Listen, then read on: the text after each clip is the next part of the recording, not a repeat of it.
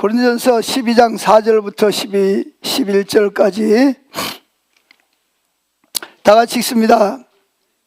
은사는 여러 가지나 성령은 같고 직임은 여러 가지나 주는 같으며 또 역사는 여러 가지나 모든 것을 모든 사람 가운데서 역사하는 하나님은 같으니 각 사람에게 성령의 나타남을 주심은 유익하게 하려 함이라 하심이라. 어떤 이에게는 성령으로 말미암아 지혜의 말씀을, 어떤 이에게는 같은 성령을 따라 지식의 말씀을, 다른 이에게는 같은 성령으로 믿음을, 어떤 이에게는 한 성령으로 병 고치는 은사를, 어떤 이에게는 능력 행함을, 어떤 이에게는 예언함을, 어떤 이에게는 영들 분별함을, 다른 이에게는 각종 방언 말함을, 어떤 이에게는 방언들 통역함을 주시나니 이 모든 일은 같은 한 성령이 행하사 그 뜻대로 각 사람에게 나눠 주시느니라. 아멘.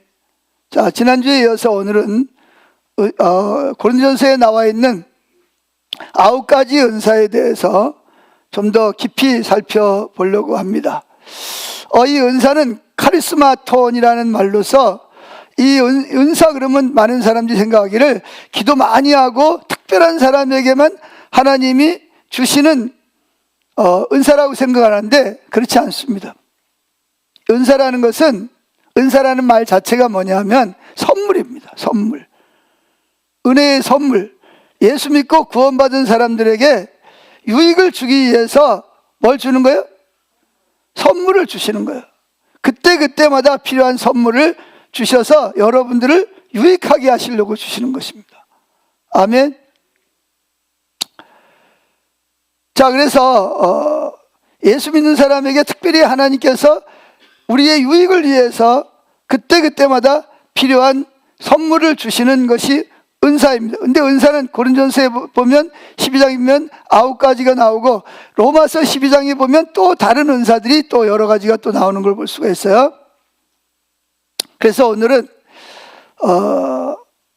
고린도전서 12장에 나오는 9가지 은사에 대해서 집중해서 살펴보려고 합니다. 자, 첫째, 지혜의 은사입니다. 지혜의 은사.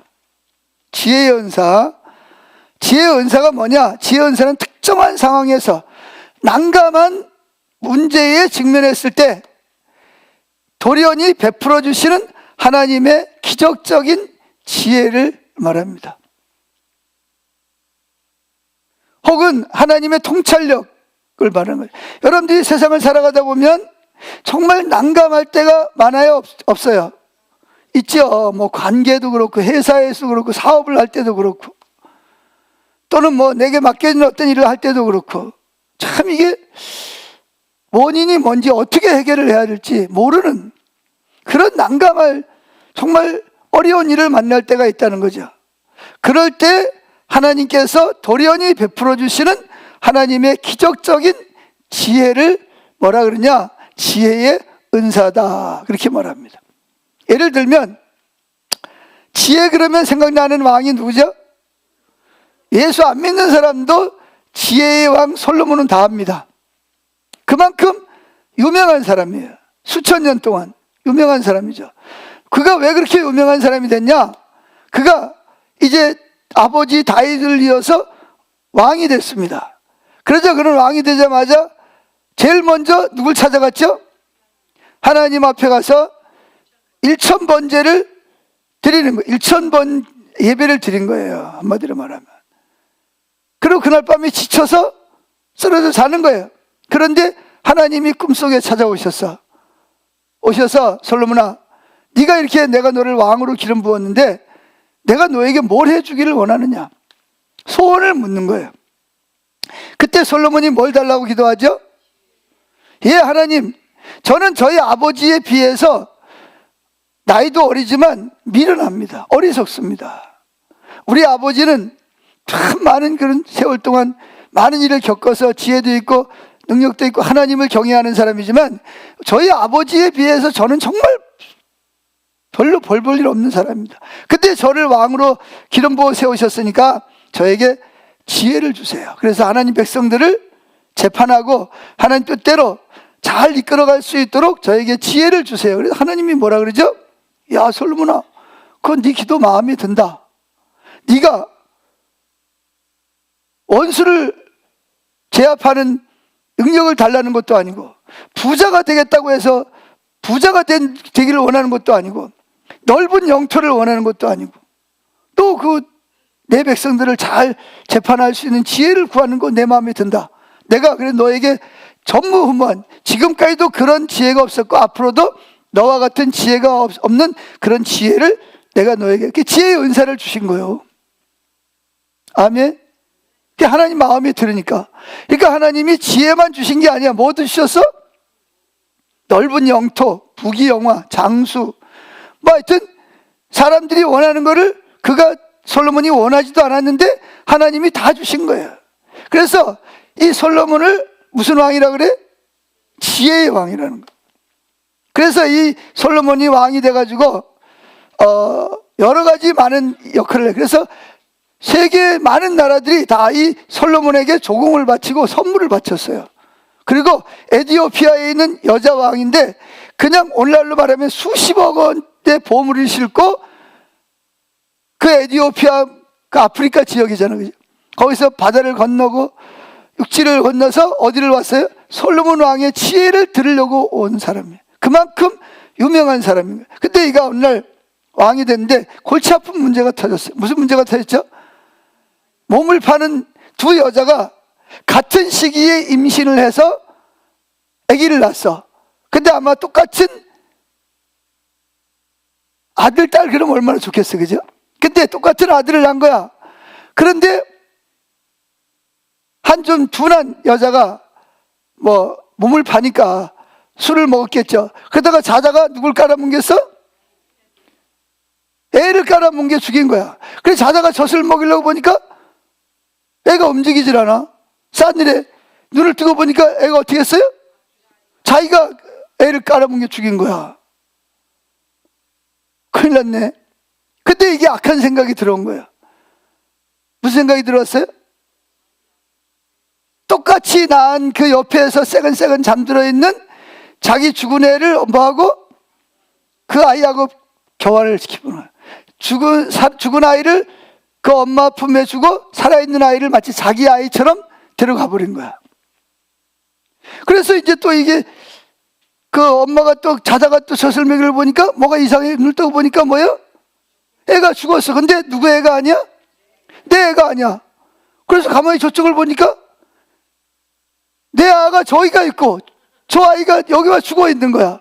그래가지고 뭐 했겠어요? 둘이 대판 싸웠겠죠. 머리 끄덕끄덕대고 내 애다 네 애다 그래 싸워가지고, 그래가지고 이제 고발을 해가지고 재판관들이 재판을 하는데 이걸 어떻게 하냐고 이게. 예? 같은 시기에 임신해서 같은 아기를 시기에 낳았는데, 그리고 애들이 비슷하잖아, 그죠? 그걸 눈여겨 사진 찍어놓은 것도 아니고 지금 지문을 한 것도 아니고 말이죠. 이거 어떻게 해결해? 그래가지고 재판을 하고 못해 그래가지고 올라와서 어디까지 온 거야? 솔로몬 아이까지 온 거야. 이 솔로몬도 골치 아픈 거지. 여러분, 이런 일이 닥치면 여러분은 어떻게 하겠어요? 여러분이 만약에 솔로몬 왕이다, 그럼 여러분은 어떻게 하겠어요? 왜 골치 아픈 걸 나한테 가지고 와? 그랬을까요? 뭐 했을 것 같아요? 여러분이 만약에 솔로몬 왕이면. 가위바위보.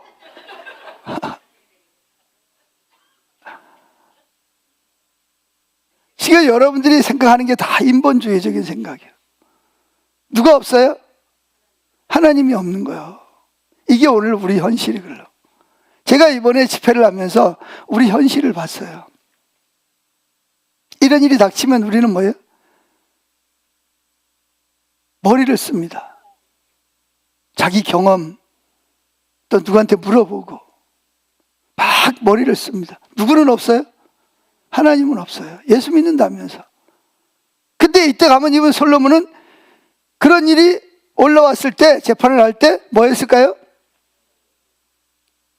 자기 나름대로 이것들 봐라, 그냥 홍구멍을 좀 내. 이게 아니고 주님 지금 무슨 일 하고 계십니까? 이걸 어떻게 해결해야 됩니까? 하나님 저에게 뭘 주세요?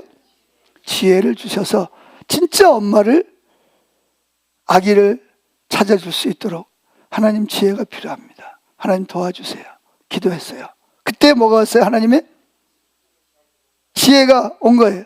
그래서 밑에 신화를 시켜가지고 큰 칼을 가져오느라. 그래 아이를 여기다 갖다가 딱 눕혀놓고 아이를 뭐 해서 반을 딱 잘라가지고 공평하게, 이미 죽은 애는 장사 지냈을 테니까 공평하게 양쪽으로 나눠줘라 그런 거예요.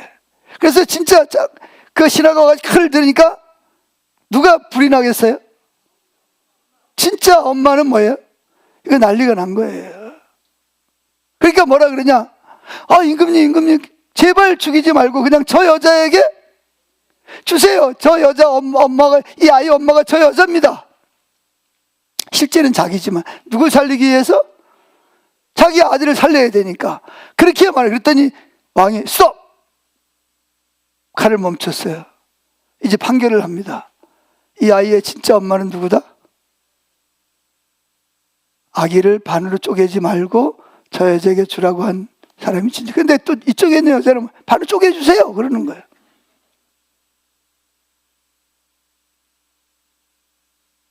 자, 우리가 살아가면서 이런 문제들이 많이 있어요, 없어요? 진짜 사면초가예요. 어떻게 해결할지를 몰라. 근데 우리는 그럴 때 뭐 하죠? 막 근심하고 걱정하고 염려합니다. 막 속에서 막 불은 막 올려 짜증나고 막 확딱지근하고 막 집어 던지고 막 발로 막 걷어차고 뭐 그런다고 뭐 지혜가 생깁니까? 거기 뭐가 없어요? 하나님이 없잖아요. 입으로는 주여 주여. 뭐 주님 옷이 없어서 그런데 실제로 그런 문제가 생기면 어떻게 해야 돼요? 내 안에 계시고 내 옆에 계시는 주님께 문제를 가지고 나가야 되잖아요. 주님, 지금 무슨 일 하고 계세요? 어떻게 하기를 원하세요? 따라해보세요. 주님, 지금 무슨 일 하고 계세요? 어떻게 하기를 원하세요? 도와주세요. 이렇게 하나님을 뭐예요? 의지하고 하나님께 나가야 되는 거예요. 아멘. 그럴 때 뭐가 온다? 하나님께서 지혜 은사를 주셔서 뭐하게 하신다? 그 문제를 해결하게 하시는 거예요. 아멘. 자, 예수님도 살아가면서 많은 그런 어려운 일이 많이 있었어요. 근데 예수님은 그때마다 하나님 주시는 지혜를 가지고 그런 문제를 해결해요. 예를 들면 그런 일이 있었죠. 예수님을 올무에 걸리게 하려고 현장에서 가늠하다가 잡힌 여자를 끌고 왔습니다. 사람들이 손에 뭘 들고? 돌을 들고. 그때는 율법의 시대이기 때문에 현장에서 가늠하다 잡히면 남자고 여자고 다 뭐예요? 돌로 쳐 죽여야 되는 거예요. 그런데 왜 예수님께 끌고 온 거예요? 예수님을 시험에 들게 하려고, 올무에 걸리게 하려고. 그리고 돌은 사실은 누굴 치려고 가져온 거예요? 그 여자를 치려고 그러는 게 아니라 사실은 예수님을 치려고 가지고 온 거예요. 자, 그래서 이제 그 여자를 갖다 놓고 예수님에게 막 사람들이 막 흥분해가지고 막 얘기합니다. 선생님, 당신이 랍비인데 이거 판결 좀 해주시오. 이 여자가 현장에서 가늠하다 잡혔는데 모세의 율법에 의하면 현장에 잡힌 여자는 뭐 해야 된다? 남자고 여자고 돌로 쳐 죽이라 그랬는데 선생님은 어떻게 하기를 원하십니까? 근데 이게 애매한 거예요. 왜 애매하냐면 돌로 쳐 죽이라 그러면 간단한데 문제는 뭐 예수님 뭐라 했어요? 원수를 사랑하라 그랬잖아요. 아멘. 억지로 속옷을 달라면 겉옷까지도 주고 오리를 가려면 십리를 동행하라 그랬잖아요. 그래요, 안 그래요? 그런데 또 만약에 돌로 치라 그러면 당신이 말한 거하고 틀리잖아 그럴 거고, 만약에 돌로 치지 마라 그러면 뭘 범하는 거예요? 율법을, 하나님 법을 어기는 거니까 이리지도 못하고 저리지도 못해. 이렇게 결정을 내려도 돌에 맞을 판이고 저렇게 결정을 내려도 돌에 맞을 판이야. 여러분 같으면 어떡하겠어요? 아이씨, 골치 아프네. 이것들 지금 날 올매에 걸려고 지금. 그 눈에 보이잖아. 그죠? 그 저거 그냥 확 그냥. 그럼 누가 없어요 또? 하나님이 없는 거잖아요. 그때 예수님 뭐 했을까요? 아버지, 저들이 나를 돌로 치려고, 나를 올무에 걸리려고 하는데 제가 어떻게 해야 됩니까? 예수님 한번 기도했겠죠. 그래서 무슨 판결을 내렸어요? 밑에서 막 그 시를 씁니다. 그 사람들이 뭐 하는 거야? 판결은 안 하고. 한참 있다가 일어나가지고 뭐라 그랬어요? 그러니까 이제 사람들이 흥분이 가라앉았어. 제정신이 돌아왔어. 이제 예수님에 대해서. 사실은 가늠하다 현장에 잡힌 여자에게 화가 난 게 아니라 누구에게? 예수님에게 화가 난 거지. 그런데 예수님이 감정을 가라앉힌 다음에 일어나서 뭐라 그러죠? 여러분 중에서 나는 한 번도 죄를 지은 적이 없다. 그런 사람이 먼저 뭐 해라? 저 여자를 돌을 치시오. 그랬어요. 근데 거기 이제 성령이 역사를 하신 거지. 그래 나이 많은 사람 또 가만히 보니까 죄 없는 사람이 있어요? 없어요? 없어. 그래서 한 사람 두 사람씩 어이씨 이렇게 이제 뭐 쏠쏠대면서 다 돌아가 버리고 누구만 남았어요? 그 여자만 남은 거예요. 이렇게 뭐가 필요해? 지혜의 은사가 필요한 거예요. 아멘. 우리도 살아갈 때 뭐 회사를 운영하는 사람이라든지 가정의 뭐 문제라든지 경제적인 문제라든지 뭐 또 회사의 또 뭐 관계 문제 이런 문제에서 이런 문제에 부딪힐 일이 너무나 많단 말이죠. 그럴 때 대부분의 많은 사람들은 자기 머리를 가지고 자기 지혜를 짜내서 문제를 해결하려고 하는 거예요. 그래서 여러분 이번에도 어제도 여러분 뉴스 봤는지 모르겠지만 어제도 캄보디아에서 몇 명? 64명이 뭐예요? 범죄 조직에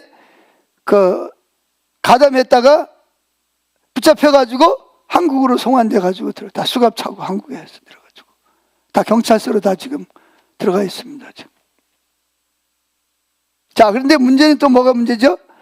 지금 캄보디아의 그 범죄 조직에 가담해서 우리나라 사람들에게 보이스피싱을 통해 돈을 뜯고 거짓을 하고 또 사람들을 미끼로 또 끌고 가는 젊은 사람들이 1000여 명이 넘게 지금도 캄보디아에 범죄 조직에 가담이 돼서 오지도 못하고 가지도 못하고 있다는 거예요. 그럼 거기에 예수 믿는 사람이 있을까요? 없을까요? 예수 믿는 사람도 있겠죠. 그래서 여기 들어보니까 통장 하나 만들어가지고 돈이 없어. 그럼 접근해가지고 뭐 당신 통장 하나 만들어라. 만들어가지고 그걸 가지고 어디로 가면? 캄보디아에 가면 그 통장 하나에 얼마?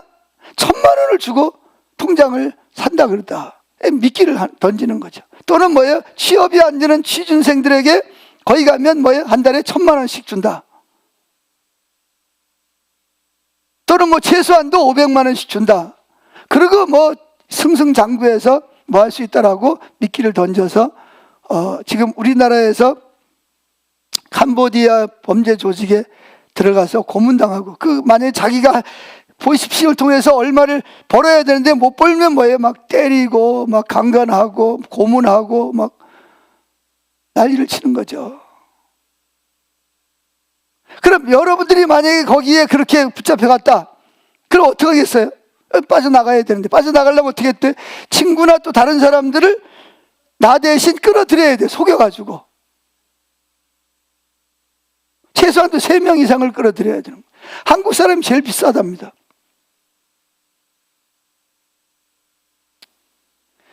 그런데 거기에 캄보디아 경찰도 어떻게 하기 어려운 게 뭐냐면 거기에 37살 중국인이 그 범죄 우두머리예요. 근데 그 우두머리가 거기는 왕이거든요. 왕의 뭐냐? 왕의 고문입니다. 고문. 그리고 뭐야? 총리의 고문이에요. 고문. 그리고 상원 의원도 자기 건물을 그 범죄에다가 대여하고 거기. 그러니까 경찰들이 어떻게 그 사람들 잡겠어요? 국왕이 고문으로 임명을 한 사람인데. 그러니까 뭐 다 범죄를 저질러가지고 돈을 벌어서 정치인들을 매수하고 하는 거예요. 그러니까 이게 뭐 공권력이 미치지를 못하는 거죠. 자, 이런 일이 만약에 여러분들이 닥쳤다 그러면 어떻게 해야 돼요? 많은 사람들이 절망하고 낙심하겠죠. 자, 그럴 때 뭐 해야 돼요? 우리는 내가 만약에 그런 입장이 됐다 그러면 뭐 해야 돼요? 환경을 볼 때는 불가능하지만 하나님 앞에 지혜를 구해야 되지. 하나님이 어떻게 하기를 원하시는지. 아멘. 그래서 우리는 살아가면서 뭐가 필요해요? 정말 지혜가 필요할 때가 많습니다. 우린 또 제가 이런 이야기 하면 또 여러분들 또 정부는 뭐 했어? 또 정치적으로 또 끌고 가는데, 정치적으로도 제가 보기에도 문제가 있을 수 있지만, 문제는 그런 일이 생기면 제일 먼저 뭐 해야 돼? 우리 기독교인들이 하나님이 없어요. 대부분이 문제가 생기면 문제만 봐. 누굴 못 보고? 하나님을 보지를 못하고. 그럼 이런 일이 생기면 주님, 하나님이 지금 우리나라에 뭘 말씀하고 계세요? 제가 어떻게 하기를 원하세요? 이게 주님을 자꾸 주님께 가지고 나가야 되는데, 많은 사람 딱 그냥 판단해버려. 이거 정부에서 뭐 하는 거야? 그놈들.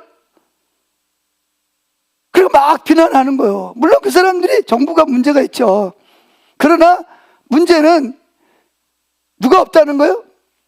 하나님이 없는 삶을 살고 있다는 거예요. 그래서 문제만 생기면 다 누구 탓. 자기는 문제가 없나요? 자기도 기도하는 문제가 있잖아요. 저는 정부가 잘못이 없다는 게 아니에요. 그게 아니고, 문제가 생겼을 때 그걸 판단하고 그 사람을 욕하기 전에 뭐부터 해야 돼? 하나님이 지금 무슨 일을 하고 있어요? 따라합시다. 주님, 우리나라에 이런 일이 생겼는데 지금 하나님 어떻게 하고 계세요? 무슨 일을 하고 계시는 겁니까? 내가 어떻게 하기를 원하세요? 이렇게 하고서 하나님의 인도를 따라서 뭐 욕을 하든지 뭘 하든지 해야 될 거 아니에요. 그래요, 안 그래요? 근데 무조건 하나님도 없이 자기 보기에 자기 나름대로 판단을, 인본주의적인 방법으로 판단하고 나서 욕하고 비난하고 행동을 하는 거죠.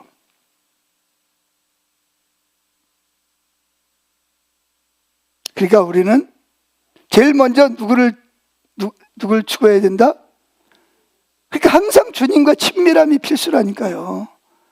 친밀함이 없는 신앙인들은요, 이거는 참 예수 믿어도 안 믿는 사람하고 똑같이 힘들고 어려운 거예요. 자기중심적, 인본주의적이잖아요. 그래서 우리는 언제 지혜의 말씀이 필요하다? 문제 해결이 요구되는 상황에서 또 상담하거나 설교할 때, 오늘 주님 제가 무슨 설교를 할까요? 제가 예화를 들 때도 뭐예요? 제가 캄보디아 이야기 하는 것도 그냥 하는 것 같죠. 제가 하기 전에 제가 주님께 물어봅니다. 주님, 제가 어제 캄보디아 이러는 정보를 수집했는데 제가 이걸 설교 시간에 할까요, 말까요? 하기를 원하세요, 안 하기를? 주님이 원치 않으면 안 합니다. 설교할 때도, 상담할 때도. 그래서 이 지혜의 은사는 저와 여러분들이 이 세상을 살아나가는데 아주 중요한 무슨 역할을 한다? 도움을 주는 역할을 한다. 아멘. 두 번째, 지식의 말씀 연사입니다. 그노시스. 지식의 말씀 연사는 뭐냐? 한번 정의를 읽어봅시다. 어떤 사람이나 상황에 관한 지식들이 성령님에 의해 초자연적인 방법으로 계시되는 것이다. 자, 예를 들면 감추어진 비밀이 성령에 의해서 드러나는 거예요. 어떤 사람들이 마음이 꿰뚫어 보기도 하고 숨겨진 죄가 드러나기도 하고 잊어버렸던 것을 다시 찾아내는 일이 일어나기도 합니다. 그런 이야기입니다. 자, 지식의 말씀의 은사라는 것은 뭐냐면 여기처럼 초자연적인 방법으로 새로운 지식이 발견이 되는 거예요. 예를 제가 들면 우리 교회에 한 2년 전인가 신천지가 막 몰려온 적이 있습니다. 신천지의 사람들이 막 몰려요. 근데 어느 날 다른 교회 다니다가 우리 교회가 좋다 그래 소문 듣고 우리 교회 등록하겠다고 온 사람을 딱 있는데, 그래가지고 예배 드리고 이제 식당이 딱 들어갔는데 그분이 누구랑 이야기하다가 내가 들은 거 이분이 담임 목사님이라 그러니까 아이고 아니가 인사하는데 딱 글자가 딱 떠오르는 거예요. 세 글자가 뭐예요? 신천지. 저는 여러분 그런 사람이 아닙니다, 여러분. 근데 그 순간에 하나님의 교회를 보호하기 위해서 누가? 하나님 성령님이 지식의 은사를 주신 거예요. 신천지라고 딱 써요. 글자가 딱 보이는 거예요. 그래서 제가 정전사님 불렀어요. 전사님, 저분 신천지 같다. 한번 뒷조사를 한번 해봐라. 그래가지고 이제 어느 교회에서 그 교회를 보니까 그 교회 교인이 아니야. 또 전사님 또 직설적이잖아요. 당신 신천지시다 그런 거예요. 들통이 났어요. 그래서 결국은 갔고, 그 다음에 또 한 사람 예배 드리는데 여기 지금 신천지가 와 있다는 거예요. 그런 지식의 은사가 주어지는 거예요. 그래서 내가 정전사님 보고도, 근데 새로운 사람들이 뻔하잖아, 그죠? 또 새로운 사람 신천지라는 말은 아닙니다. 또 오해하지 마세요. 그래서 제가 전사님 또 불러가지고 신천지가 새로 온 사람 중에서 신천지가 있는 게 확인해봐라. 아니나 다를까 신천지였어요.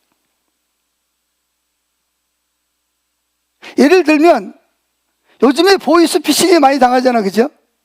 왜 당해요? 아, 죄송해요. 보이스피싱 당한 분도 여기 있는데,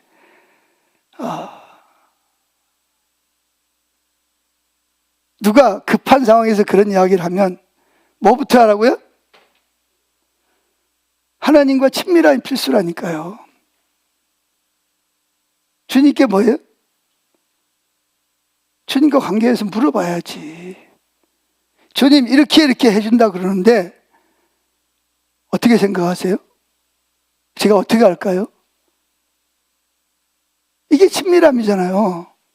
말로만 친밀함이 된다고 되는 게 아니라 매 순간마다 어떤 일이 있을 때마다, 여러분 예수 믿는 사람은 누가 죽었어요? 옛사람이 내가 죽었고, 누가 내 안에 사시는 거예요? 하나님, 성령 하나님이 내 안에 사시는 거잖아요. 아멘? 그럼 내 삶을 누가 주도해야 돼요? 그럼 지금 여러분의 삶을 누가 주도하고 있어요?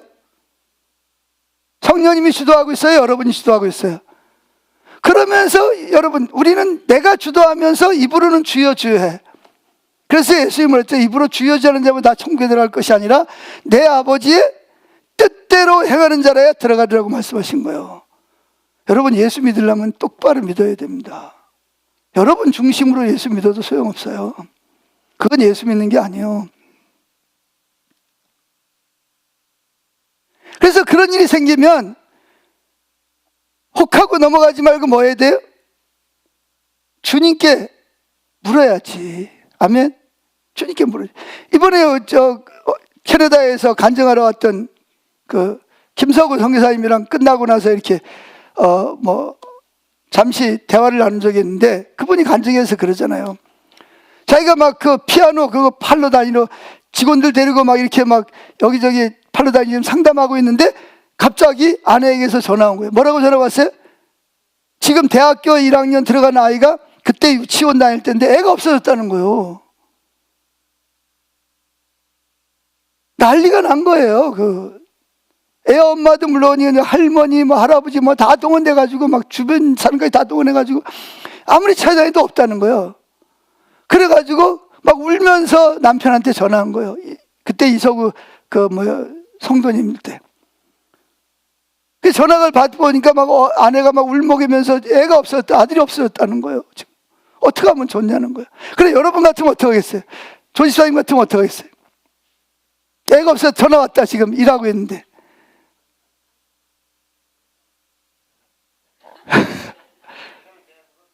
자, 여러분 같으면 어떻게 하겠어요?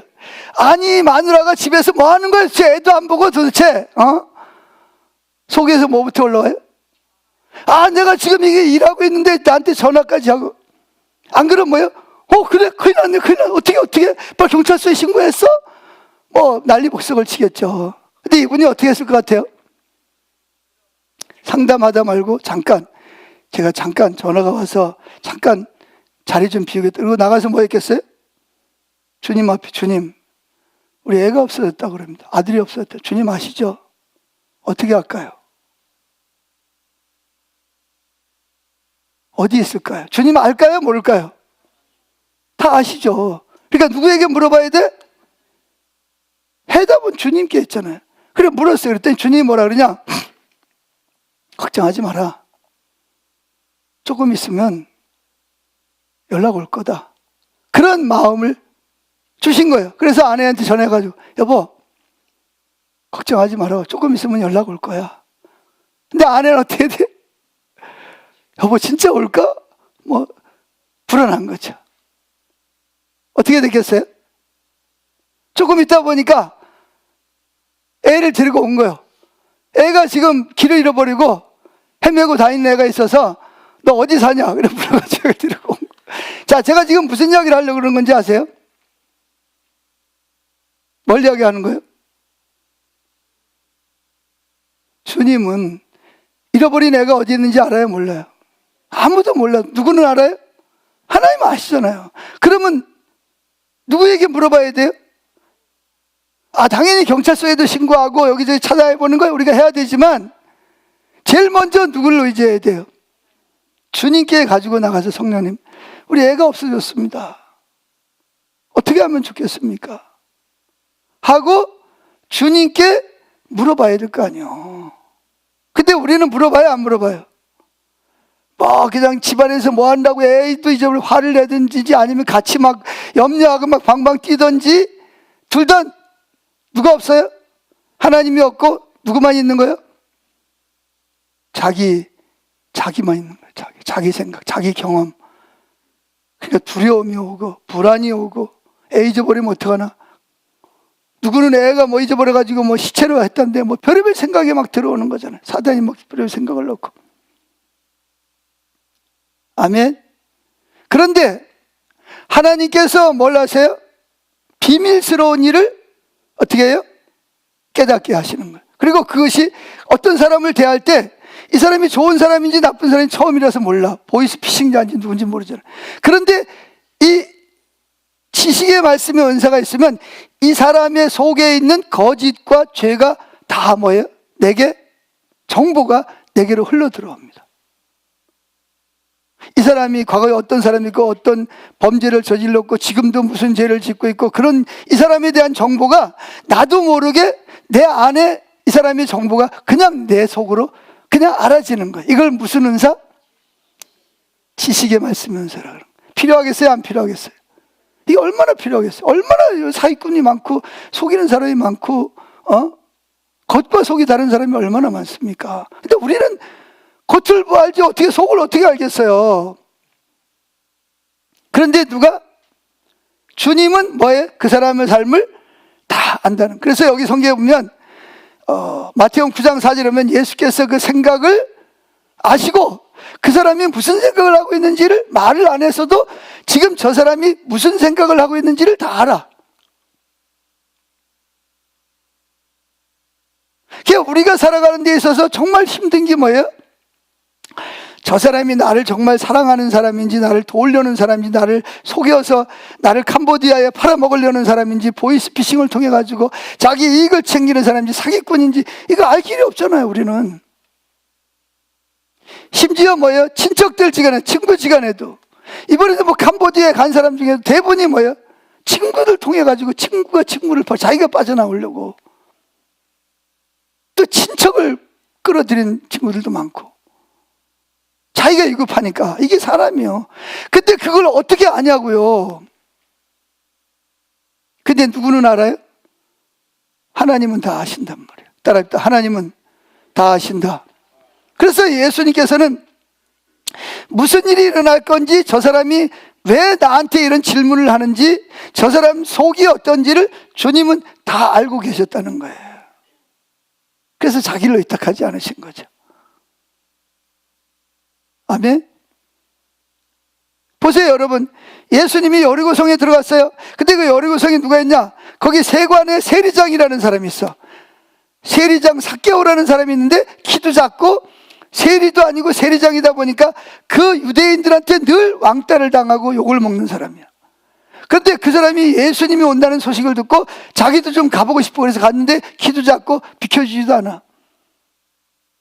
그런데 하늘 떠오른 게 뭐냐? 예수님이 걸어가는 길을 미리 돌아서 앞서가가지고 나무에 올라가 보면 그분이 어떤 분인지를 볼 수 있잖아, 그죠? 그래가지고 막 뛰어서 감람나무에 꼭대기에 올라가가지고 예수님을 이렇게 내려다보고 있는 거예요. 예수님 저기서 막 이야기를 하고 쟤들 데리고 막 올라가. 그런데 감람나무 밑에 딱 오더니 딱 쳐다보는 거예요. 누굴 쳐다봐? 삭개오를 쳐다보고 처음 만난 거예요. 지금 예수님은 삭개오에 대한 이야기를 들은 적도 없어. 근데 예수님 뭐라 그러죠? 삭개오를 향해서 삭개오 씨, 거기 있지 말고 내려오십시오. 내가 오늘 당신 집에서 유하여 하겠습니다. 자기 어떻게 알았지? 자기 이름을 어떻게 아냐는 거예요. 처음 봤는데 자기에 대한 이야기도 못 들었을 텐데. 근데 주님은 뭐 이거를 그 사람에 대한 상황을 뭐 하는 거예요? 다 아는 것을 무슨 은사? 지식의 말씀의 은사라고 한다는 것입니다. 아멘. 예수님의 제자들에게도 이런 일이 일어났죠. 초대교회가 시작이 됐습니다. 그런데 거기에 아나니아와 삽비라라는 사람이 있어요. 부부가 있었는데 그때 이제 막 한참 막 은혜를 받고 막 그래가지고 다른 사람들이 막 땅을 팔거나 집을 팔아가지고 뭐예요? 하나님 앞에 헌금을 하고 그걸 갖다가 사도들이 어려운 사람들을 나눠주고 하나님 나라 사역을 위해서 하세요. 그런데 이제 아나니아와 삽비라도 뭐 좀 돈이 좀 있었던 것 같아요. 그래서 땅을 의논을 해가지고 땅을 어디 있는 걸 팔아서 헌금을 하기로 그렇게 약속을 했어요.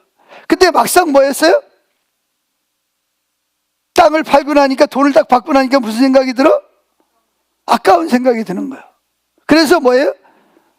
다 내기보다는 얼마만 내고 얼마는 뭐예요? 감추어 두기로 부부가 결정을 합니다.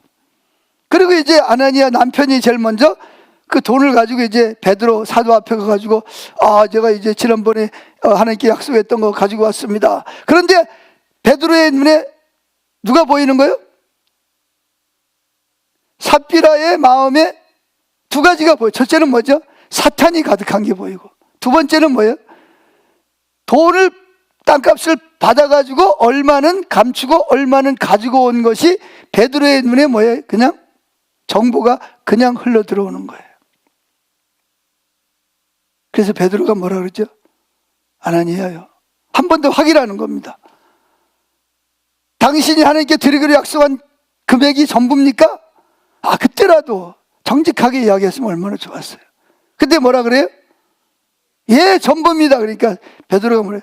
당신이 어찌 사탄이 가득해서 성령을 속이고 땅값 얼마를 감추었냐? 그거 어떻게 알겠어요, 그거를? 아니 무슨 뭐 점쟁이도 아니고 마술하는 사람도 아니고 성령께서 그 사람의 마음에 있는 정보를 그대로 그냥 알려주신 거예요. 할렐루야. 그럼 이 지식의 은사는 언제 필요하냐? 전도를 할 때, 치유 기도를 할 때, 기도 사역을 할 때, 우리가 그런 사람들을, 악한 사람들을 보면서 기도 생활을 하면 그런 게 드러나거든요. 그러면 이제 그런 것들을 하나하나 풀어서 회개하고 돌이키게 하는 거죠. 어떻게 은사가 나타나냐? 거기에 나와 있습니다. 자, 세 번째, 그거 여러분들이 보시고, 믿음의 은사가 있어요. 믿음의 은사라는 게 있어요. 은사적 믿음이 따라합시다. 은사적 믿음. 믿음에는 네 가지 종류의 믿음이 있다. 첫째는 결의적 믿음이 있어요. 전능하사 천지를 만드신 하나님, 이런 결의적으로 믿는 믿음이 있고, 두 번째 믿음은 인격적인 믿음이 있어요.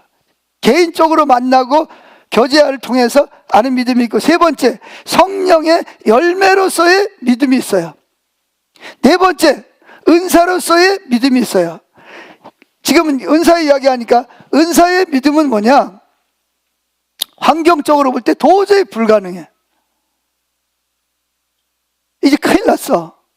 이제 부도 나고 이제 뭐 끝나는 거야. 그런데 환경적으로 볼 때는 누가 봐도 이건 끝났고 힘든데 마음속에 뭐가 밀려오죠? 파도가 밀려오는. 무슨 파도가 밀려오죠? 하나님이 하고 계시고 할 거라는 믿음이 슬금슬금 올라오기 시작을 합니다. 그러면서 뭐예요? 불안하고 초조하던 마음이 평안으로 바뀝니다. 누가 할 거니까? 어차피 하나님이 이건 도저히 다른 방법이 하나님이 하실 거니까.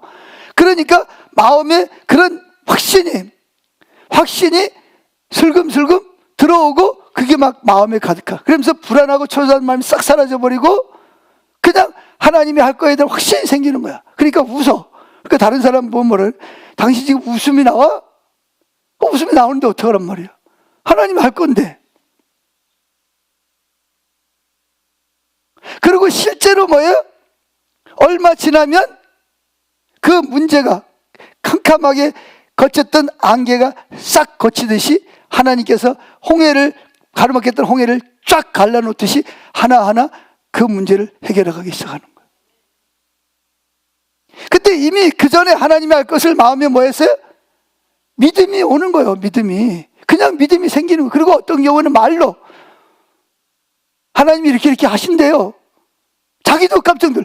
지금 환경이 지금 어려운데 뭐 하나님 뭐 한다고? 이거 안 하면 어떡하지? 뭐 그런 생각이죠. 근데 말하고 나면 실제로 그대로 이루어지는 사건을 믿음의 은사라고 하는 겁니다. 아멘. 예를 들면 오병이의 기적의 같은 거, 물을 포도주로 만드는 사건, 이런 게 다 뭐예요? 믿음의 은사라는 거예요. 예수님도 이런 모든 은사를 그때그때마다 다 활용했던 것을 볼 수 있습니다. 그러니까 저와 여러분도 예수를 믿는 사람 모두에게 이 9가지 은사가 그때그때마다 다 뭐 해야 돼요? 다 나타나야 돼. 할렐루야. 그 선물을 주시겠다는 거예요. 그러니까 우리가 믿음으로 구하고 취해야 되잖아요. 아멘. 근데 자기 믿음을 가지고 살아가려고 그러는 거예요. 그래서 이 믿음의 은사의 자리는 정말 낙심될 수밖에, 환경적으로 볼 때 너무 어려워. 그런데 하나님을 신뢰하는 믿음이 생기고 하나님이 하실 것이라는 확신이 생기는 거예요. 그리고 그걸 뭐예요? 말로 선포하고 실제로 그대로 성취되어지는 거예요.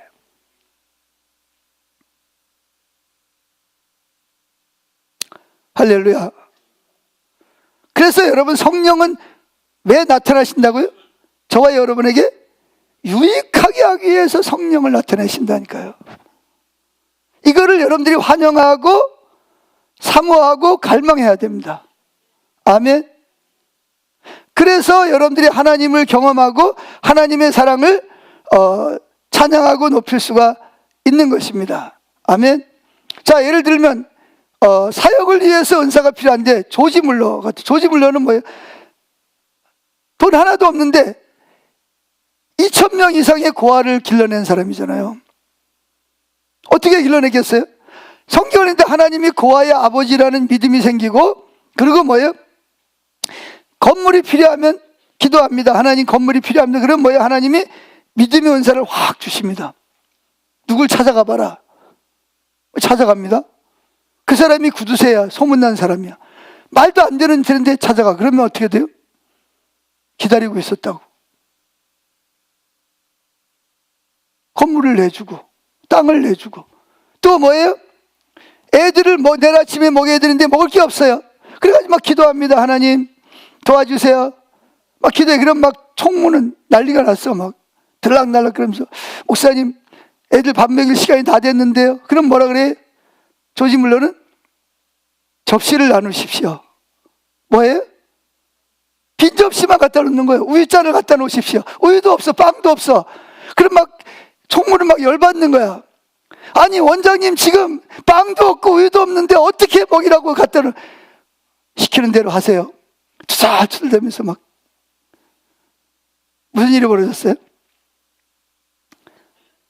어젯밤에 빵 공장에서 빵을 구워가지고 팔아야 되는데 깜빡 졸아가지고 뭐예요? 약간 눌었어. 상품성이 없어. 근데 이걸 뭐 해야 돼? 버릴 수는 없고 먹는 거는 상관이 없어. 그래가지고 어떤 작은 고아원에 갔더니, 우리는 그렇게 많은 수조가 필요 없고 저 조지물러 가는 고아원에 가라. 그래가지고 그걸 싣고 온 거예요. 5분 전에. 또 5분 전에 누가 무슨 일이 있어요? 우유를 싣고 가는, 쉽게 말하면 큰 트럭이 고아원 앞에서 뭐가 있어요? 그때는 마차를 타고 다니니까 마차 바퀴가 빠져가지고, 이 마차를 고쳐가지고 가다 보면 햇빛에 뭐가 돼요? 우유를 상해서 먹을 수가 없어. 그러니까 선상 어떻게 해야 돼? 그래 와가지고 사정하는 거야. 이 고아원에 우유가 필요하지 않냐고. 그래서 우리 지금 컵만 가지고 기다리고 있다. 그게 믿으면 하나님이 할 거에 대한. 그래서 조지물러는 2,000명 이상의 아이들을 길러내면서 5분 이상 음식이 없어서 아이들을 굶긴 날이 없을 뿐만 아니라 5분 이상 지연된 날이 없다는 거예요. 그걸 어떻게 하냐? 하나님은 고아들의 아버지고 하나님이 하실 것을 뭐예요? 믿음을 주신 거예요. 기도한다고 해서 믿음이 생기는 게 아니고요. 물론 기도하면 믿음을 주지만 믿음의 은사가 그때그때 뭐예요? 부어져야 되는 거예요. 할렐루야. 그러니까 그 조지물러가 뭐예요? 돈 한 푼 없이 고아원을 여러 개를, 건물을 여러 개를 만들어가지고 그 고아원을, 영국에서 고아원을 운영할 수가 있었다는 거예요. 아멘. 그러니까 여러분, 이 믿음의 은사가 우리에게 정말로 유익하고 필요한 것이죠. 전도를 위해서 필요하고 하나님의 비전을 따라갈 때도 믿음의 은사가, 우리도 여기 올 때도 마찬가지 아닙니까? 우리가 여기 건물을, 여기 땅을 사가지고 일로 오겠다 그럴 때 문제가 있었잖아요. 그죠? 무슨 문제가 있었어요? 건물이 분할이 안 된다는 거예요. 밑에 있는 땅하고 이게 한 덩어리라서 이게 분할이 안 된다는 거예요. 그래서 교회를 못 한다는 거예요. 그래가지고 많은 분들이 그것 때문에 뭐예요? 일로 가면 안 된다. 그것도 누가 시작했냐면요, 포도나무 교회에 있는 어떤 부동산 하는 분이, 우리 교회 남성계 그분이 이제 저랑 친해. 그래서 여길 왔대요. 와가지고 지적도는 다 띄워봤대. 그랬더니 이거 법적으로 안 되는데, 그래가지고 우리 교회 집사님들한테 전화를 한 거예요. 친한 집사님한테. 그 목사님이 잘 몰라서 그런데 글로 가면 그 큰일 납니다. 교회도 못하고 그 속습니다. 그래가지고 막 난리가 났었잖아요. 그런데 뭐예요? 기도하면 하나님 뭐라 그래요? 내가 할 것이다. 분할될 것이다. 법적으로는 분할이 안 되는데 하나님은 뭐라 그래요? 분할이 될 거라고 말씀하시는 거예요. 그러니까 일반 사람들은 이게 하나님하고 친밀함이 없는 사람들에 있어서 그래가지고 뭐라 그러냐? 제가 미국에 집회하러 갔는데 연락이 왔어요. 목사님이 사기당해가지고 지금 글로 가려고 그런다고.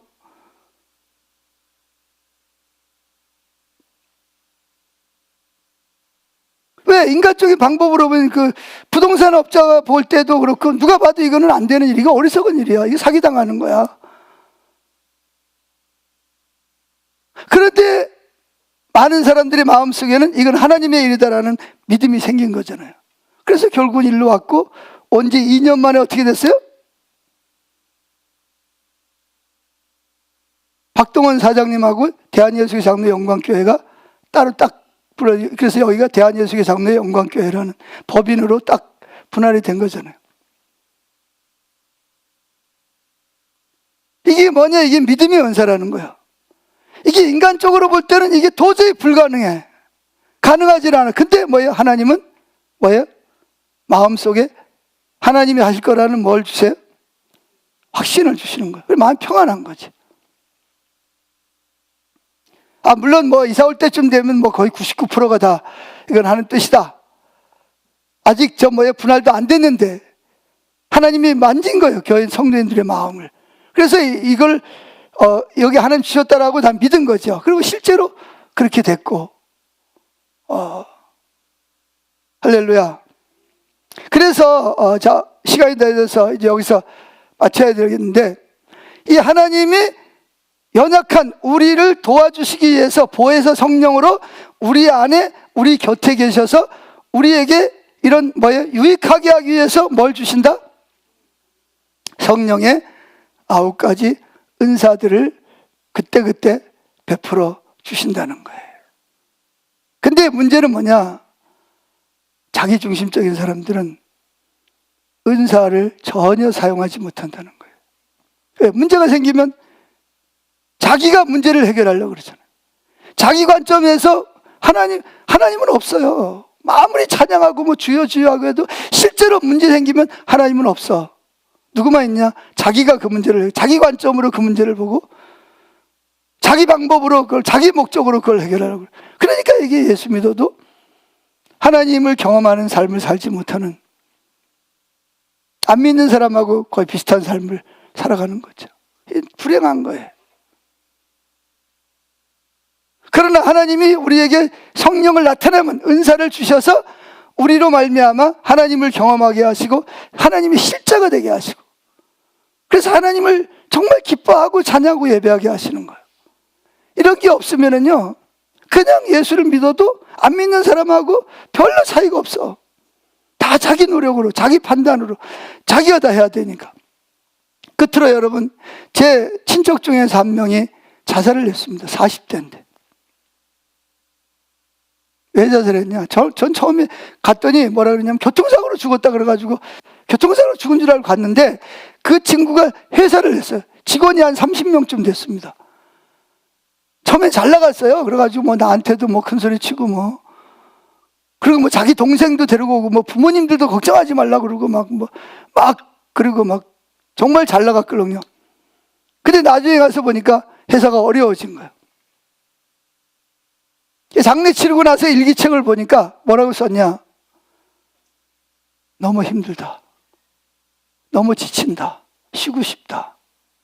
어떻게 하면 쉴 수 있을까? 주로 이제 그런 고백을 하는 거예요. 사업이 안 되는 거예요.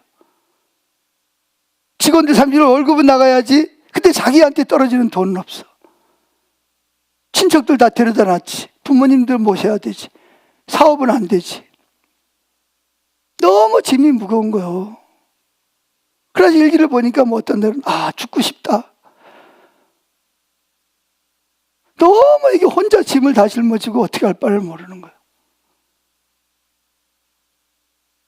계속 자주 쓰이는 말이 너무 피곤하다. 너무 힘들다. 쉬고 싶다. 포기하고 싶다. 그 다음에 무슨 말이냐? 죽고 싶다. 죽고 싶다. 그러더니 결국은 자기 방에 들어가서 결국은 그렇게 떠난 거예요. 근데 안타까운 것은 그 친구도 어릴 때 교회를 다닌 친구였거든요.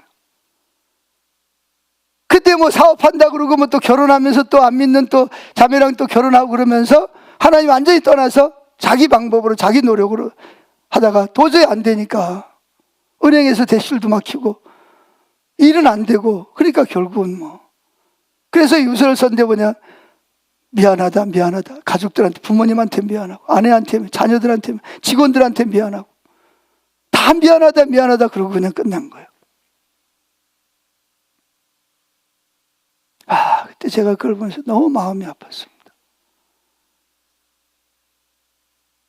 여러분 중에도 이렇게 힘들고 어려운, 말은 안 하지만 뭐 세례에서 창피하니까 또는 뭐 나눈다고 하면 해결되겠나 싶어서 나누지 않는 사람도 있을지 모르지만, 하나님이 여러분 안에, 여러분 곁에 계십니다.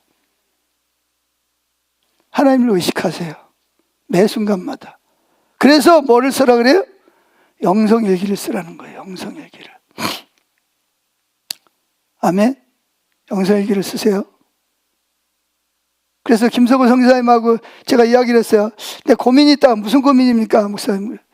내가 3년 전부터 우리 교인들 보고 영성일기를 쓰라는데 안 쓴다 그랬더니, 우리 교회는 영성일기 안 쓰면 양육도 안 하고 돌아보지도 않습니다. 그래, 몇 프로나 쓰냐? 80% 쓴대. 20%는 주로 누구냐? 나이 들어서 영성일기를 쓸 수 없는 분들은 못 쓰고, 나머지는 중고등부 아이들부터 시작해가지고 청년들 다 80% 이상이 다 쓰고 있다는 거예요.